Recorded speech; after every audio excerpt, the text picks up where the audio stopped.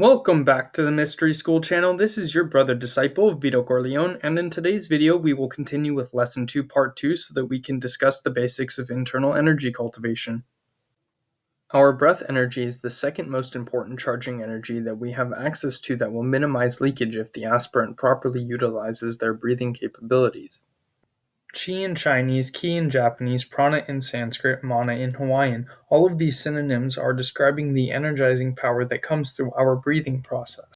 In India, the breathing techniques that they developed are called pranayama, and these are used to energize the person through breathing. The pranayama method I use for my energy cultivation is called full yogic breathing, and it's the only one I recommend the initiates use in their daily practice because it's the best method for energy cultivation. I will be doing an entire video on full yogic breathing because it is different than basic abdominal breathing, but if you want, you can look it up on the internet as the process is actually quite simple. But make no mistake that insufficient prana is a type of leakage, so therefore if the aspirant is stuck in habitual patterns of subconscious shallow breathing, or if there's anything blocking that person's prana intake, that is also considered a type of leakage. These are excellent quotes on screen that summarize a lot of information on pranayama. The quote on the left side of the screen talks about the physiological process of using these breathing techniques, but make sure to remember that when we talk about the chi, ki, mana, prana, auric energy, we always receive energy while breathing that is not the same thing as oxygen. Which the quote on the right side of the screen perfectly summarizes the metaphysical aspects involved in the pranayama charging process, such as the psychic energy we receive through our breathing. There are many different aspects that we can include into the pranayama charging process, such as using the imagination, energy from magical objects, as well as music and emotions, so make sure to consider these aspects when deciding how to improve your daily practice. Just to be clear, India and the Hawaiian kahuna tradition are not the only cultures with energy cultivation breathing exercises, because as I proved in Lesson 1, all cultures have had an esoteric tradition that taught the use of personal magnetism. Another perfect quote about using the breath in the mind-body-spirit discipline comes from the Hermetica. This is a beautiful quote from the Hermetica, so we will go through it together. Within myself I recorded the kindness of Poimandres, and I was deeply happy because I was filled with what I wished. For the sleep of my body became sobriety of soul. The closing of my eyes became true vision. My silence became pregnant with the good. The birthing of the word became a progeny of goods. This happened to me because I was receptive of the mind of Poimandres, that is, the word of sovereignty. I have arrived, inspired with the divine breath of truth. I'd like to bring the viewer's attention to the parts I underlined throughout the quote regarding sobriety of the soul, a soul that has become purified, closing the eyes became true vision, the silence that became pregnant with the good. This quote is showing how sobriety, purity, and silence are essential for one to be receptive of the psychic electromagnetic energy here termed the Platonic good. This theurgic experience only happened to the speaker in the quote because the practitioner was in a state of receptivity, probably referring to the active and the passive intellect in classical Greek philosophy. Only by being in this state of receptivity of the divine breath, or pranayama, was the person who is speaking in the quote able to receive the divine mind of Poimandres, or nous in Greek, and Shen in Taoism. To reiterate, these esoteric philosophies think that when we breathe, we are not just breathing in oxygen, we are breathing in God. We are breathing in the electromagnetic energy that is God's subsistence for us. With this quote, we can see why this series is called the Hermetic Science of Personal Magnetism, and it's because the Hermetic philosophical texts teach how to use the divine breath, or pranayama, to be in a state of receptivity for divine energy. I will always do my best to show how each of these mystery school lessons in the Hermetic Science of Personal Magnetism series were taught by the Hermetic treatises since their birth sometime in Alexandria, Egypt, almost 2,000 years ago. But let's move on to the third and final major energy source, Shen, or pure consciousness. Cultivating pure consciousness is a complicated topic, but I will try and make it as simple as possible. Usually the best way the Taoist sages talk about pure cultivation of the divine mind is an attempt to go back to the state of mind we had when we were growing in our mother's womb. These Taoist sages postulated that we were all in a state of pure mental stillness while we were growing in our mother's womb, and this state of pure mental stillness without any thoughts or distractions is the best state of mind to cultivate our pure divine mind, called nous in the Greek Hermetica and Shen in Taoism. Now that we have gone over all three ingredients, these graphs expertly illustrate the Taoist understanding behind the concept of the major three sources of vital energy for the human battery. So study these diagrams well to understand the concepts of building up your energy and the potential drainage depicted here as the candle wax being burned up. This burning up is what it means to get older, and this necessarily means that the energy cultivation process will naturally slow the aging process as well as charge you up with energy. When studying these diagrams, it's important to factor in the environment because on first appearance it may not be fully apparent how the environment is depicted in these images. Always be aware of your environment's impact on your personal energy. Whether you are in a religious building, an open meadow, or a stuffy room, it will objectively affect your charge and discharge operations. I listed the main factors to consider when using your personal magnetism, but one of the most important aspects of the environment to consider is how the energy flows through that specific place and how to align yourself with that energy flow as a cosmic instrument. The initiate is always in a symbiotic relationship with their environment, so their environment will necessarily impact the initiate, and the initiate will necessarily impact their environment. With this in mind, that's why people choose to join groups and clubs. People usually look to join initiatory groups because they recognize that a positive environment will have a positive effect on the aspirant's initiatory path, and a negative environment will have a negative effect on the aspirant's initiatory path. So if you are in any way feeling overwhelmed by the rampant materialism in the West, consider joining a group to provide you with positive reinforcement in your environment to supplement your initiatory path.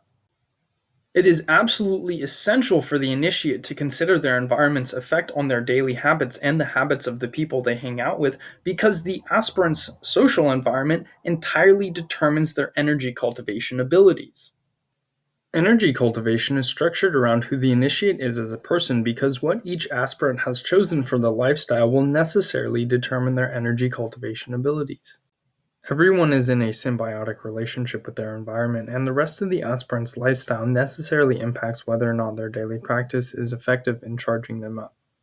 Esotericism and occultism are not solely about rituals and daily practice. This is the entirely practical side of the esoteric symbolic philosophy.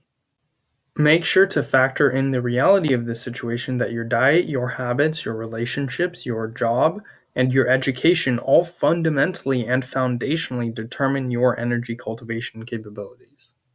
For example, if you were not pursuing your education and you never found this video, any other similar videos or books on energy cultivation, you would not be able to practice internal energy cultivation. Also, as we can see from the graphs on screen, the healthier your food is, the better your magnetic energy, and the worse your food is, the worse your magnetic energy. Currently, there are some changes in my diet that I would like to make at the time of recording this video that I currently cannot monetarily afford to make, so that is a perfect example of how the initiate's job will necessarily impact their energy cultivation potential. But there's never a monetary excuse for not doing the energy cultivation training because nobody needs any money to sit down and do breathing exercises or practice meditation.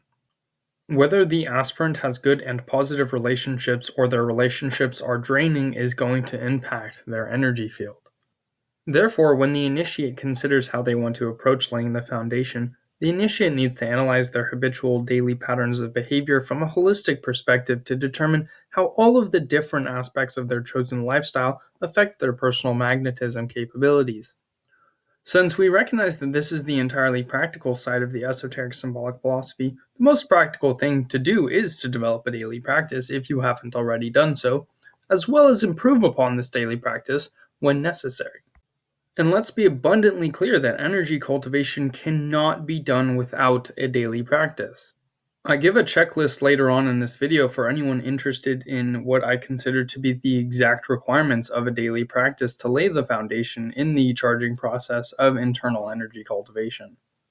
In summary, an initiate's daily practice must include cultivating all of the three energetic ingredients mind, body, and spirit, a time specifically devoted to breathing techniques, a time specifically devoted to stillness meditation, and a time specifically devoted to cultivating the physical body, while a more advanced adept can do all of these at the same time. When doing all of this training, the aspirant needs to consider all of the bullet points listed on the screen. Most viewers have probably already heard of all of these general rules of energy before, but I wanted to reiterate their importance. A major part of the initiation process is to start learning about how all of these laws of energy affect the personal magnetism, and thus we will discuss these deeper in future lessons on the Mystery School channel. Purity is one of those laws of energy that is absolutely essential if the initiate wants to properly charge the cosmic instrument without complications, as well as discharge this energy without blockages. Mental and physical silence is the best method to obtain this purity. This means mental, physical, and spiritual purity, keeping the mind out of the gutter, so to speak, because as we saw from the pictures earlier on leakage, that an impure mind will impede the magnetic operations. And this silence is also important to keep your training secret. So discuss your training what I would call iceberg style, which means don't tell anyone the finer details, only discuss the basic aspects of your training. The only exception to discuss more of your training with someone would be with someone like your guru, spiritual guide, or other kind of teacher. If you are seeking guidance from a qualified teacher or other spiritual guide, they cannot possibly help unless they know the whole story. So if a spiritual guide or teacher that you trust specifically asks you about your daily practice, only then is it okay to divulge more than a few basic details. The viewer may not yet understand the importance of keeping their training secret, but every occultist throughout history in every age has benefited from this law of energy. However, even when we abide by the sign of Harpocrates pictured on screen, we need to recognize that the aspirant must talk about their training at least a little bit, or they will never get feedback on their training, and if they never get feedback, it's much harder to improve. Eventually, you will discover your own approach to your training through trial and error. The goal of my videos are simply to offer guidance in that process. So if you want a guide for your training, these next two slides are the checklist for the foundation in energy cultivation. I recommend copying these down into your notebook or journal so that you can memorize and study them later to perfect the foundation. To summarize the essential takeaways, laying the foundation for the charging process is required to build up the energy, aka the ingredients for our use of personal energy.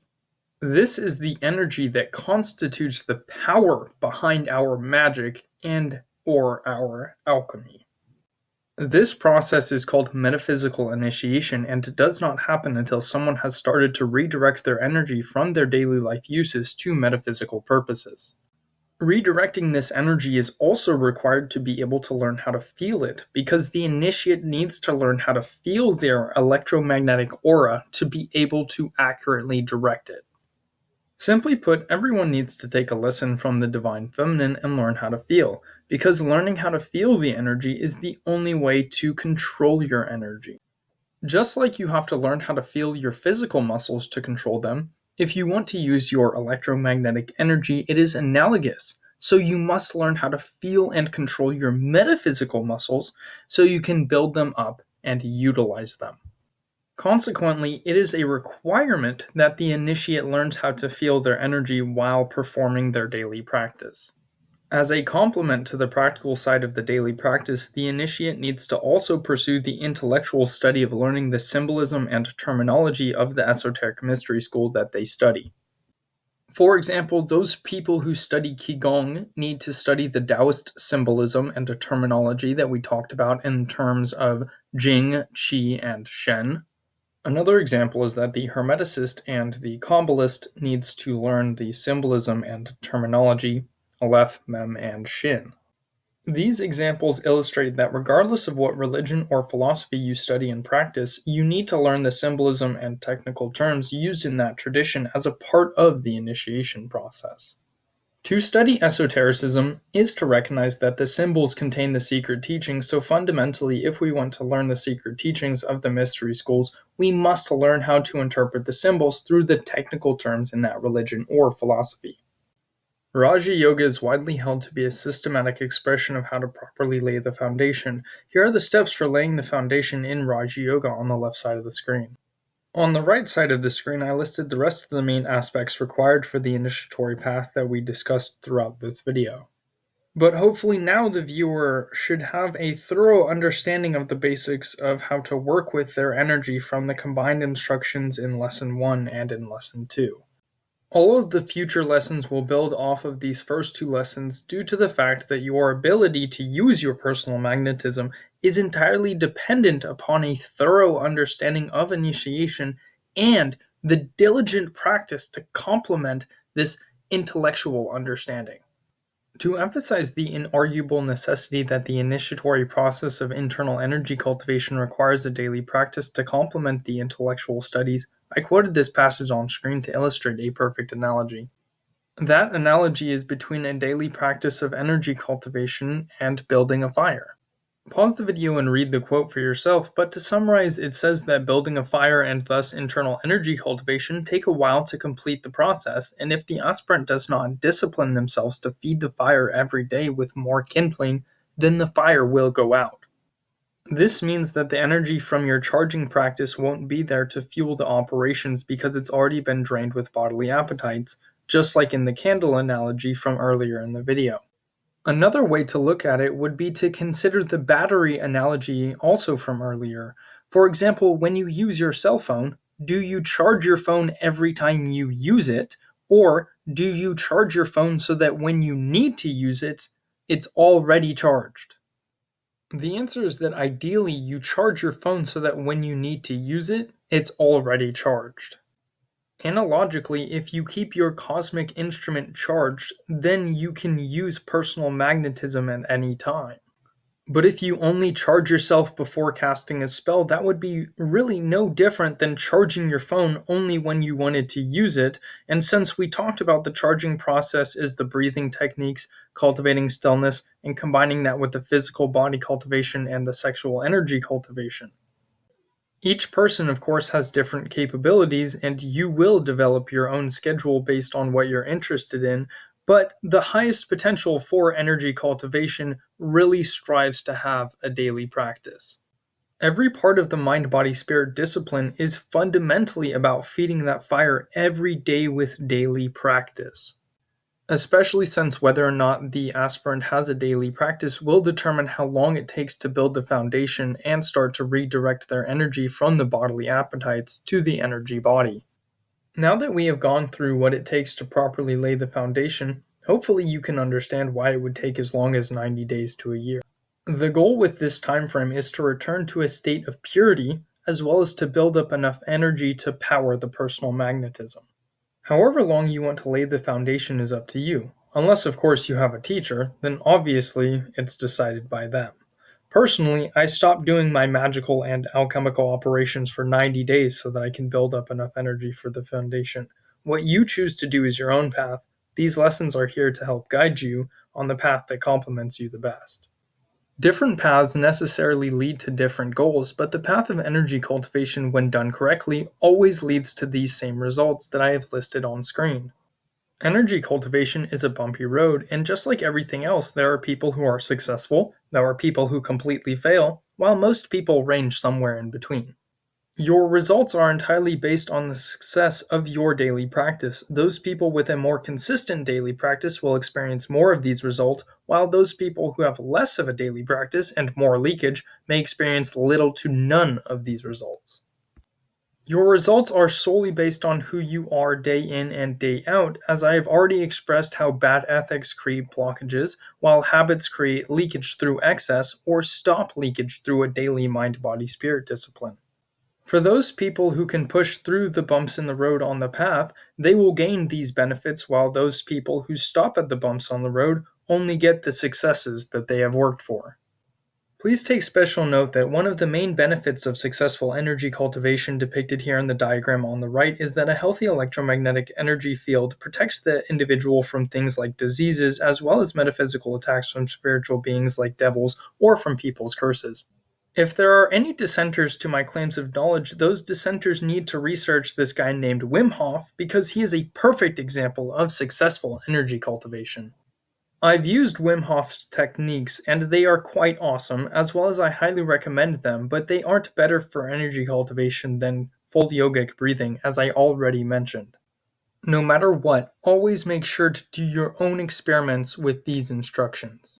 The reason why I present these ideas as truth and wisdom is because I've already experimented with them and epistemologically verified their factual nature. There is no substitute for experience and experimentation because the more you practice with your personal energy while doing energy cultivation, the more proficient you will become in using these forces. Then make sure to record your results of working with these forces in your journal or notebook. If you don't have a journal to record stuff, then that's a requirement for lesson 2 is to get a journal or book of shadows and start using it to take notes on these lessons and all your other interests. Also, I would like to emphasize that when doing your experiments, you will inevitably try out different techniques and methods. This is necessarily a great thing to do and an important aspect when it comes down to learning. However, this is not a good thing when it comes down to laying the foundation. Laying the foundation can only be accomplished once someone has done enough experiments to determine exactly what they want to do for a consistent daily practice. Since I have worked through all of that already, I have developed these lessons for that specific purpose of instructing people regarding the most important methods for energy cultivation. So make sure that your daily practice does not change unless you are advancing your daily practice with an improvement in your operations. When trying out a new technique, make sure to keep that separate from your daily practice and still fulfill your daily routine.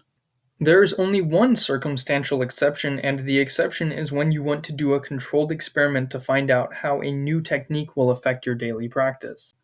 And if you were to continue doing the new technique while also doing the old daily practice, then you wouldn't be able to measure the results of the new technique because the results are still being affected to some degree by the old practice. But how much effort you put into all of this is solely dependent upon your motivation and your ideals. All initiates must learn to master themselves, as Plato talks about in the dialogue First Alcibiades that I quoted on screen. Due to the fact that you are the energy that you need to control, then you must master yourself if you want to master these electromagnetic energies. And in that regard, please always remember to ground yourself barefooted on Mother Earth as much as possible. Grounding is extremely important, so never forget to include it in your practice. Another aspect we must always bear in mind is that it is impossible to acquire and maintain magical equilibrium if the mind, body, and spirit are not trained simultaneously. In the theoretical part of Initiation into Hermetics, Franz Bardon called the reader's attention to the dangers of one-sided training or development. The quote on screen from Eliphas Levi summarizes it perfectly that one-sided training or development creates imbalance, and the initiate intentionally strives to maintain balance. Everything requires a certain length of time, therefore it is not advisable to hasten through the development. The fundamental conditions of this development are patience, perseverance, and tenacity. You will be richly rewarded for the effort which you devote into your development. So if you want to learn energy cultivation, you must strive to work on balance, harmony, and equilibrium with your mind-body-spirit discipline, and in the Kabbalah, this is working with all four worlds at the same time. A major requirement for balancing the four worlds in a mind-body-spirit discipline is to make sure to pursue your education for self-initiation into the mysteries of life, love, and the universe. I've talked to many people who find it difficult to read books on magic and alchemy. Sometimes it's the way things are said, or how the text is structured in a non-systematic way, but the core concepts underlying the magical and alchemical philosophy is usually not as complicated as it first seems. Accordingly, I created this YouTube channel to help initiates and lifelong learners who simply need a more articulate expression of the same ideas in a coherent and systematic presentation. So if you want to learn the subjects of magic and alchemy taught by the mystery schools throughout the ages, then you have found the YouTube channel that will do just that. I will only dictate the topics in the curriculum. I will not dictate anyone's training regimen because that's entirely based on each individual's holistic lifestyle. The level of schooling is up to you. To explain what this means, you could watch this lesson once or you could watch this lesson multiple times. We all understand how to approach a learning environment with the serious intention of mastering that discipline because we all have been to formal schooling. My suggestion is to just watch the lessons normally or listen to them like they are a podcast and then come back later on to take notes and study them. Especially since the lessons are jam-packed with information and need to be watched at least twice for the viewer to comprehend all the finer details. How much mastery over the auric energy someone attains through their self-initiation is entirely determined upon that person's education. Hopefully now that you have gone through Lesson 2 regarding a holistic mind-body-spirit approach to energy cultivation, you can see just how much a proper education in occultism can lead you to new heights in this field of study that could not have been attained without a diligent search for truth. This series of lessons is specifically designed for people who are already pursuing self-initiation by reading about and practicing these topics, so everyone has a complementary lecture series to go with the reading and the practice. Just like a university college course has lectures to go along with the reading and the lab work. My goal with this channel is to produce a free online academic study of the occult on YouTube.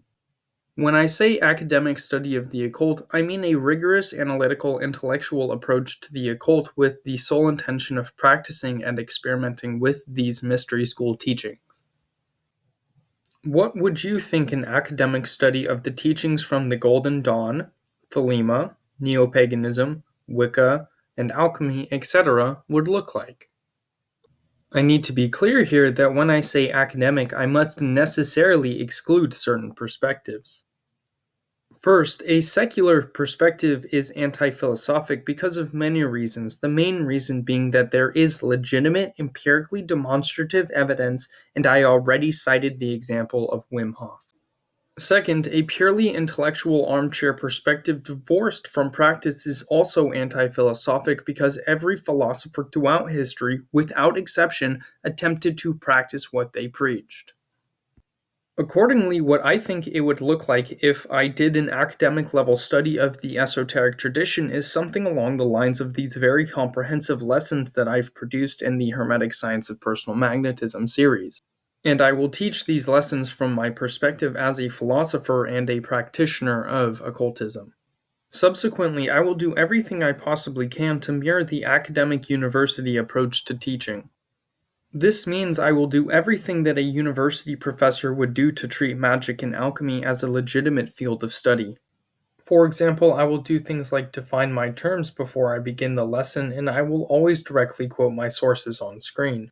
But of course, these lessons can only be similar to a school setting, not the same, because I don't know anything about the viewer, what religion or tradition they practice, as well as what books they have read. Since I do not know which books you have read, my goal is to express the essential teachings required to use any book on magic or alchemy while elaborating on the finer details. As a part of this online mystery school education curriculum, both Israel Regardi and I recommend every initiate get the philosopher training. Almost all traditions of modern magic are based on Neoplatonic theurgy, and Israel Regardi's book, The Tree of Life, an illustrated study in magic, is literally just a philosophical treatise on the defense of Iamblichus's theurgy. If you don't understand the terms I just used, the most important thing to know is that Neoplatonic theurgy is Platonic from the tradition based around the dialogues of Plato. So if you want to understand theurgy and all the magical traditions based on Neoplatonic theurgy in depth, you need to understand the philosophy underlying the practice, as Regardi so expertly explains in the quote on screen. The only possible way to do that is to study Plato with the intention of working towards the degree of understanding required to be able to comprehend the writings of Neoplatonists like Iamblichus and Proclus. Even if you don't want to understand Plato or the Neoplatonists outright, it's still important to get the philosopher's training for two reasons. The first is that the philosopher's training will help you in every area of your life, as you can see from the topics listed in the picture on the bottom right side of the screen. The second reason is that I've noticed that philosophers who accept magic are more famous and more proficient at magic and alchemy than those people who don't study philosophy and the occult. Now, I have no problem conceding that there are many great occultists who have never read a book on philosophy, and not having this proposed philosopher training doesn't preclude people from using their personal energy. I would just like to simply make the point that there is a clear and distinct trend that those occultists who are philosophers are much better at the subject than those people who don't have the philosopher training. So I'd like to offer the option of a quick solution to include the philosopher training with the rest of your education in the mystery school teachings. An individual can either study the Platonic dialogues by themselves in their own way to get this training and essential foundational philosophy and magic, or they can get the philosopher's training that I provide in my Intro to Plato videos. So please check them out because the most important people throughout Western history have all been philosophers, even yours truly, Vito Corleone.